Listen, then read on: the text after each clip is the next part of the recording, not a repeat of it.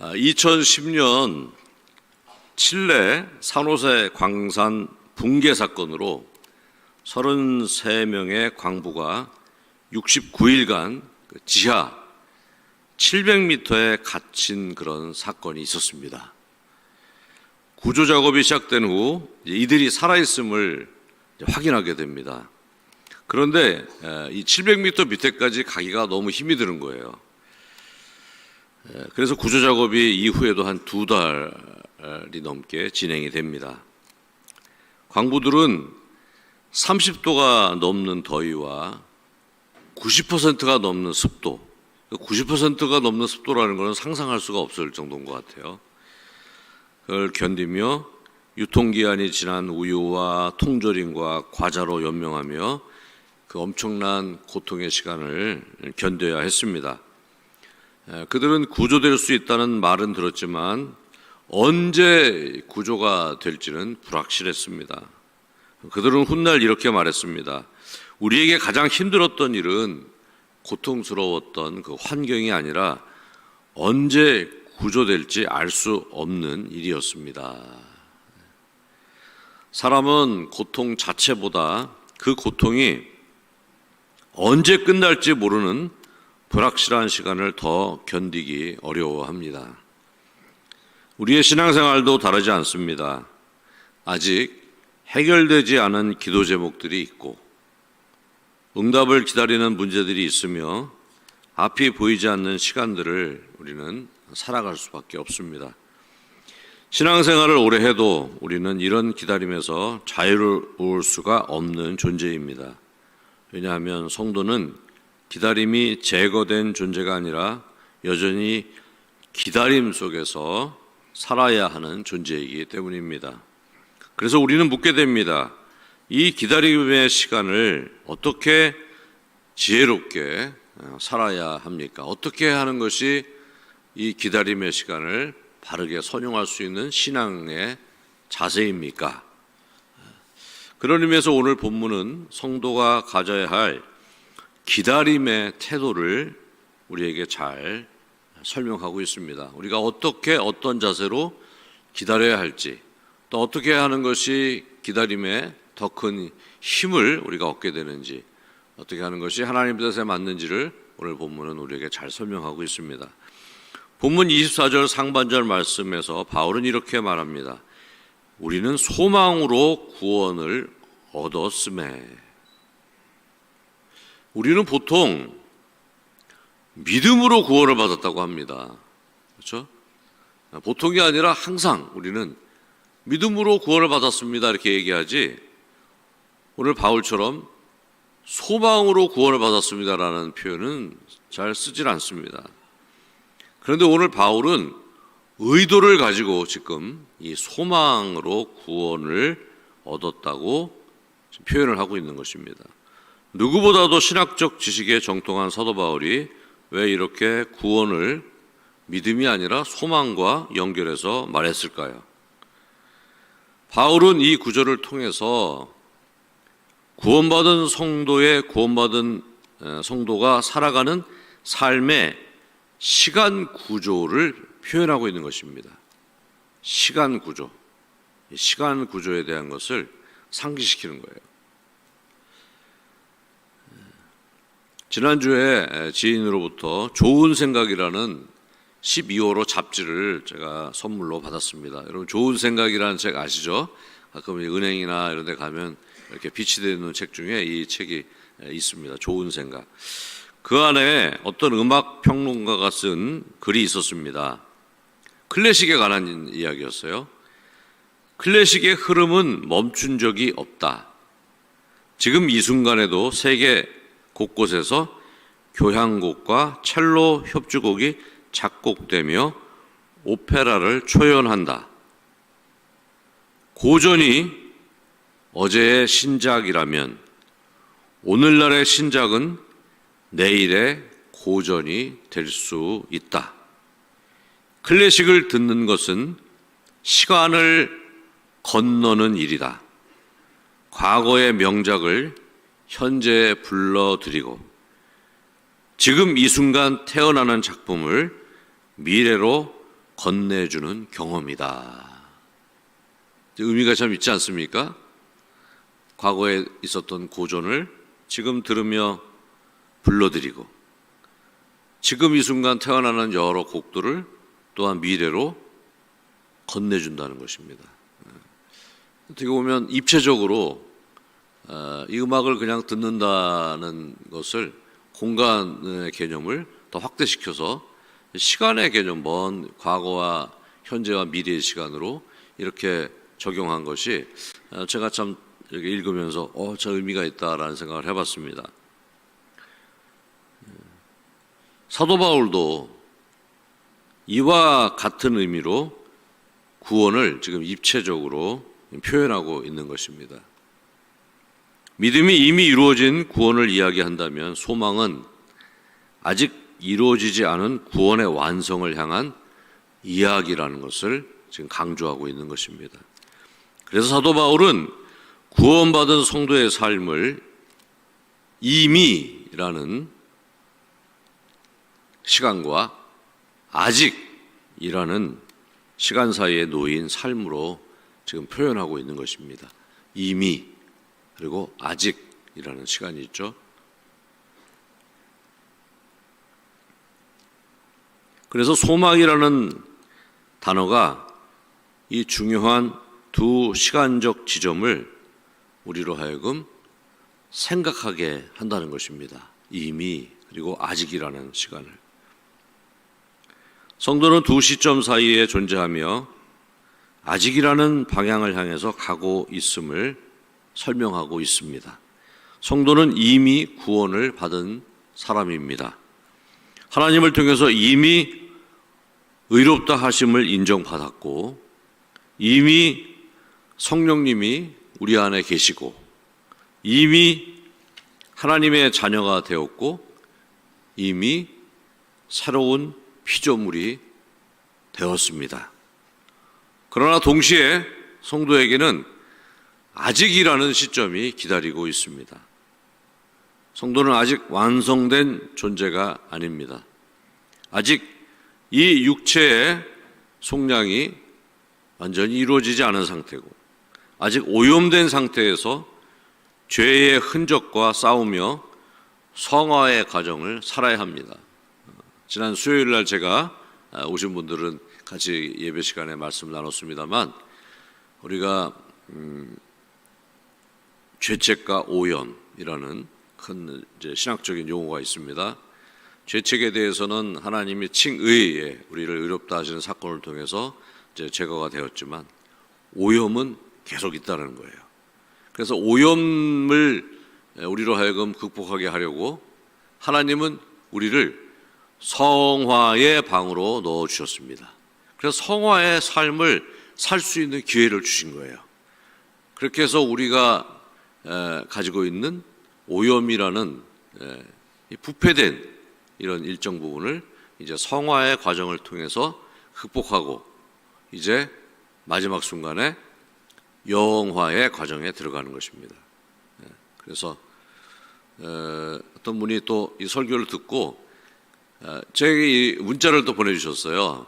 다른 교회 이제 성도십니다. 그런데 그래서 구세군에서는 그 죽음의 순간을 프로모션 투 글로리라고 하지 않습니까? 라고 그렇게 의미하는 것은 그렇게. 그러니까 영화의 과정이 우리에 있어서는 매우 영광스러운 일이고, 또 한편으로는 승진을 하는 것 같은 그런 개념의 그런 날이 되는 것입니다. 그러니까 성화의 과정을 잘 살아낸 분이 이제 마지막 시간에 영화의 과정으로 이제 들어가게 되는 것입니다. 바로 그 오염된 상태에서 죄의 흔적과 싸우며 지금 성화의 과정을 우리가 살아가야 한다는 것입니다. 아직도 우리는 새하늘과 새 땅에 들어가지는 못한 상황입니다. 그런 의미에서 우리에게는 아직이라는 시간이 앞에 있다는 것입니다. 그러므로 성도는 이미 받은 구원의 시점을 지나 아직 오지 않은 구원의 완성을 향해 살아가는 사람이라는 것입니다. 대강절은 바로 이 아직을 묵상하는 절기라고 할 수 있겠습니다. 이미 예수님께서는 오셨지만 아직 다시 오시지는 않으셨습니다. 그러니까 예수님의 초림과 예수님의 재림 사이에 우리가 또 존재하는 것 아니겠습니까? 대강절은 이 두 예수님의 오심을 다 기억하며 우리가 어떤 기다림으로 신앙에 예수님의 오심을 기다려야 되는가, 우리의 마지막 시간을 기다려야 되는가라는 것을 교훈하는 그러한 절기입니다. 이미 우리는 예수님을 통해서 구원을 받았지만 성화의 과정을 반드시 거쳐야 합니다. 이미 성령을 받았지만 아직 오염으로 인한 죄와의 싸움을 지속해야 하는 것입니다. 그러나 성도는 또한 아직이라는 시간을 분명한 소망을 가지고 기다릴 수 있다는 것입니다. 이 의미는 아직이라는 시간을 믿음을 가지고 기다린다는 것보다 더 강력한 도전적인 표현이라고 할 수 있겠습니다. 그런 의미에서 바울은 이 상황을 우리가 소망으로 구원을 얻었음에라고 표현하고 있는 것입니다. 믿음보다 보다 강력한, 어떻게 보면 보다 시간 사이에서 시간을 향해 나아가는 그런 더 적극적이고 능동적이고 입체적인 그러한 어떤 구원의 상태를 소망이라는 단어로, 믿음 대신 소망이라는 단어로 우리에게 지금 가르치고 있는 것입니다. 그래서 믿음으로 구원을 받았다라는 표현과 함께 오늘 이 본문에서 소망으로 구원을 받았다는 것은 아직이라는 그 시간을 우리가 기대하며 그렇게 사는 존재라는, 그렇게 아직이라는 시간을 기대하며 사는 구원받은 성도라는 사실을 우리에게 가르쳐주고 있는 것입니다. 성도는 천국이라는 아직을 소망하며 이미 태어난 이 땅을 사는 존재입니다. 그러나 이 아직은 우리의 정체성을 천국을 향해 가는 백성보다는 천국을 분명하게 갈 백성, 가기로 예약된 백성으로 규정하고 있는 것입니다. 약속을 반드시 지키시는 신실하신 하나님이 바로 이 소망의 시작이기 때문에 우리는 기다리되 분명한 소망을 갖고 기다릴 수 있다는 것입니다. 바로 이 약속된 기다림이 바로 우리에게 소망인 것입니다. 성경이 말씀하는 소망은 막연히 잘 될 것이라는 기대가 아닙니다. 성경의 소망은 하나님이 시작하신 일은 반드시 하나님이 끝내신다는 확신을 기본으로 한 그러한 소망입니다. 그리고 이 소망은 상황을 바꾸기보다는 사람을 먼저 바꾸는 능력이 있습니다.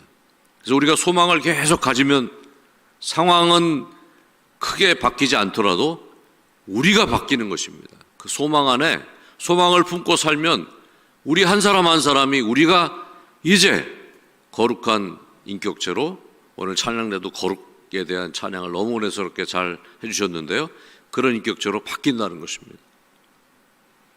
그리고 오늘 본문은 이 소망을 잘 유지할 수 있는 비결을 우리에게 소개하고 있습니다. 이게 소망이 이렇게 소중한데 소망을 어떻게 우리가 잘 유지할 수 있습니까에 대한 비결을 바울은 또 이렇게 소개합니다.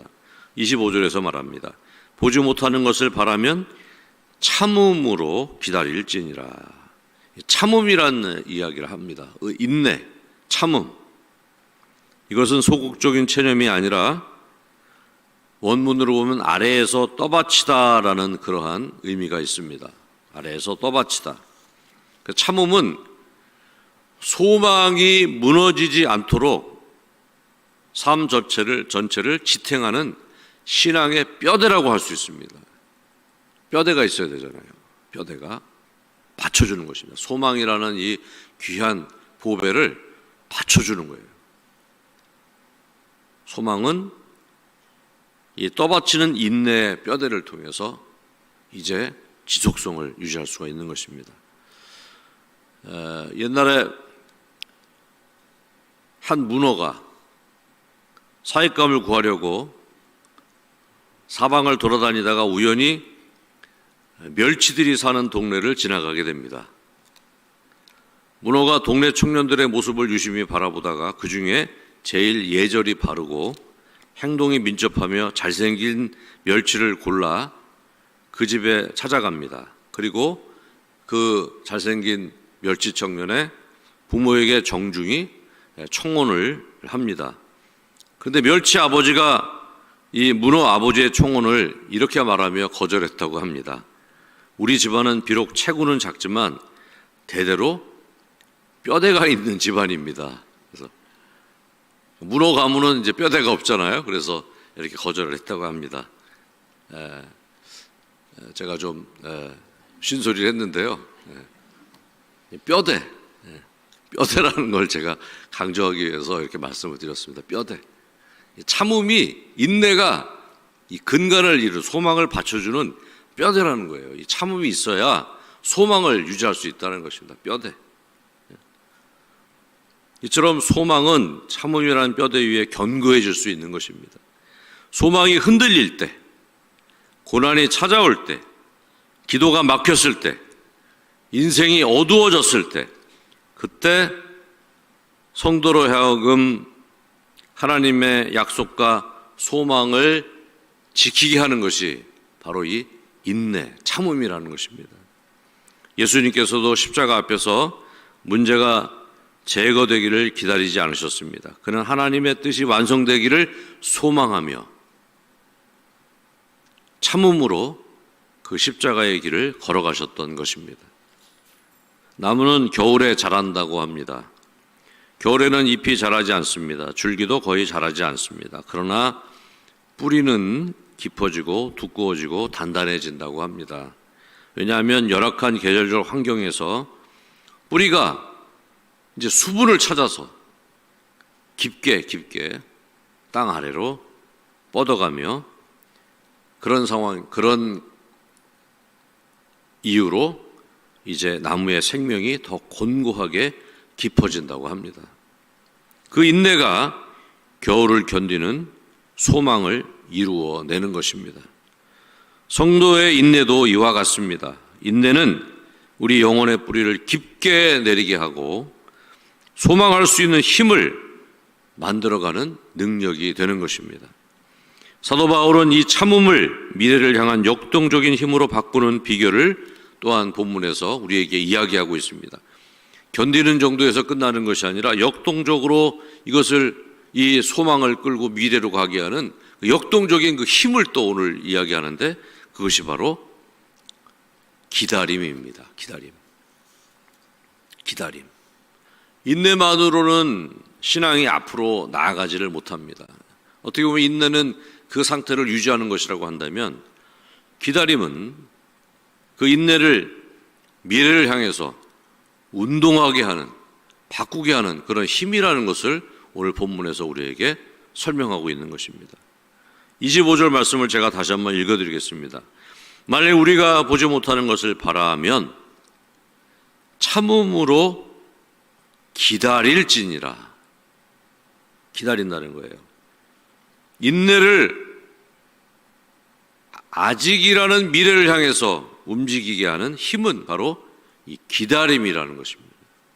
본문의 기다림은 몸이 앞으로 기울어져 있는 자세 혹은 목을 길게 내밀며 바라보는 시선을 의미한다고 합니다. 이 기다림은 정적인 기다림이 아니라 미래를 향해 움직이는 동적인 기다림입니다. 그 동적인 기다림을 잘 표현하는 내용이 바로 시편 130편에 기록된 파수꾼이 아침을 기다리는 그 비유입니다. 파수꾼은 어둠 속에 서 있지만 그의 눈은 새벽의 첫 빛을 놓치지 않기 위해서 몸을 앞으로 기울이고 그리고 목을 길게 내밀며 적극적이고 능동적인 자세로 아침을 기다리는 것입니다. 성도의 기다림은 이런 기다림입니다. 인내와 적극적인 기다림으로 소망을 향해서 나아가는 것입니다. 손을 놓고 기다리는 것이 아니라 적극적으로 움직이며 기다리는 것입니다. 그럼 우리가 그렇게 참고 기다리며 소망해야 할 것이 무엇이겠습니까? 이렇게 우리가 소망을 갖고 그리고 인내를 하고 그리고 적극적으로 미래를 향해서 움직이며 기다리는데, 그러면 우리가 기다리는 이 구체적인 소망을 가져야 되는 것이 무엇이냐는 것입니다. 우리가 그렇게 소망해야 되는 것. 바울이 말하는 소망은 막연한 기대가 아닙니다. 성경의 소망은 상황이 좋아질 것이라는 낙관이 아니라 하나님께서 시작하신 구원을 반드시 완성하실 것이라는 것에 대한 확신과 그에 따르는 소망입니다. 바울의 관심은 개인의 형통이 아니라 하나님의 자녀됨의 완전한 드러남이며 새로운 피조물 다운 거룩한 성도의 모습이었습니다. 그래서 그가 많은 편지를 쓰며 교회들에게 한 이야기도, 또 그가 교회를 세우며 그 교회에서 항상 설교했던 내용과 그렇게 간구하며 기도했던 내용은 바로 그 성도들의 만사 형통이 아니라 그러한 것을 포함한 보다 근본적인 바로 하나님의 자녀다움에 대한 드러남, 장성한 분량에 이르기까지 거룩한 성도가 되는 것, 그것이 자신에게도 소망이었고 자기가 세운 교회에도 그것이 그의 소망이었던 것입니다. 사랑하는 성도 여러분, 다시 처음 이야기로 돌아가 보겠습니다. 칠레의 광부들은 어둠 속에서 하루하루를 힘겹게 견뎌야 했습니다. 환경은 바뀌지 않았고 시간은 더디게 흘렀습니다. 그러나 그들이 무너지지 않았던 이유는 하나였습니다. 구조가 될 수도 있다는 가능성이 아니라 구조가 이미 확정되었다는 사실이 그들의 현재를, 매일매일의 그 고통스러운 시간을 붙들고 있게 한 능력이 되었던 것입니다. 성도의 삶도 이와 같습니다. 우리는 여전히 죄의 흔적과 싸우고 여전히 연약함을 경험하며 때로는 넘어지고 흔들립니다. 그러나 중요한 사실은 성도는 아직이라는 시간이 남아있다는 사실입니다. 바울이 말한 아직은 하나님께서 우리를 더 깊이 빚으시는 시간입니다. 그래서 성도의 소망은 단순히 언젠가 천국에 들어가는 데 있지 않습니다. 성도의 소망은 이 아직이라는 시간 속에서 점점 더 예수 그리스도를 닮아가는 변화에 있는 줄로 믿습니다. 우리의 소망은 내가 얼마나 더 예수님을 닮아가는 사람이 되어가느냐, 아직이라는 시간 속에서, 아직이라는 시간이 얼마나 우리에게 주어질지는 모르지만 바로 이 아직이라는 시간을 앞에 두고 얼마나 내가 더 거룩한 성도로서 하나님의 뜻에 따라 지어져 가느냐, 하나님의 만지심에 나의 모든 삶을 맡기느냐, 거기에 이 아직이라는 시간이 가지고 있는 소망이 거기에 있다는 것입니다. 바울이 기다린 것은 고난이 사라지는 날이 아니었습니다. 그가 바라본 것은 하나님의 자녀로서의 삶이 날마다 조금씩, 그러나 분명하게 그리스도인답게 드러나는 그러한 과정이었습니다. 그러므로 성도의 거룩은 그런 의미에서 부담이 아니라 영광이며 은혜인 줄로 믿습니다. 아직이라는 시간은 하나님께서 지금도 우리를 예수님의 형상으로 빚고 계시다는 증거입니다. 하나님은 이 아직의 시간을 사용하셔서 우리를 더 겸손하게 하시고 더 기도하게 하시며 더 거룩한 성도로 만들어 가고 계십니다. 그러므로 우리는 이 사실에 소망을 두고 참음으로 기다리며 아직이라는 시간을 거룩한 성도의 길로 삼아야 될 줄로 믿습니다. 혹시 아직 예수님을 믿지 않는 분이 있다면 이 시간에 예수님을 믿으시기 바랍니다. 그래서 아직이라는 시간에 소망을 가지시고 천국 백성의 길로 그렇게 나아가 주시기를 주님의 이름으로 부탁드립니다. 아직이라는 시간 안에서 우리는 오늘이라는 시간을 정말 밀도 있게 살아야 될 줄로 믿습니다. 하루하루 그냥 막연하게 언젠가 그날이 오겠지라고 기다리는 것이 아니라 하루하루 매 순간 어떻게 하면 더 내가 하나님의 백성답게 더 예수님을 닮은 사람으로 그렇게 지어져 가야 되겠는가. 그리고 그렇게 변화된 나의 모습이 또한 나의 소망이 돼서 그렇게 나를 빚으시는 하나님의 그런 사랑이 나의 소망이 돼서 그렇게 아직이라는 시간을 아름답고 귀하게 그렇게 선용하는 것이 우리의 마땅한 자세이며 우리가 이 땅에 존재하는 목적이 되는 줄로 믿습니다. 이번 한 주간도 정말 아직을 기다리는 성도답게 거룩한 성화의 방에서 죄와 싸우는 흔적과 그리고 어떻게 하면 더 성도다운 삶을 살아내는 사람인가라는 것을 그것 때문에 싸우는 것에 대해서 나도 알고 주변도 알게 하는 귀한 시간이 되시기를 바랍니다. 화도 좀 다른 때보다 덜 내시고 또 이번 기간을 통해서 더 많이 친절을 베푸시고 더 많이 배려하시고 더 많이 주변에 사랑을 전하시는 귀하고 복된 또 의미 있는 대강절의 한 주간이 되시기를 주의 이름으로 축원합니다. 우리에게 참 소망을 주신 아버지 하나님, 우리를 부르셔서 거룩한 소망을 붙들게 하시니 감사를 드립니다. 주님의 날을 기다리며 하루하루 더욱더 거룩한 성도답게 성장하게 하시며 그 귀한 일을 참고 기다리며 순종할 수 있도록 능력을 덧입혀 주시옵소서. 예수 그리스도의 이름으로 간절히 기도합니다. 아멘.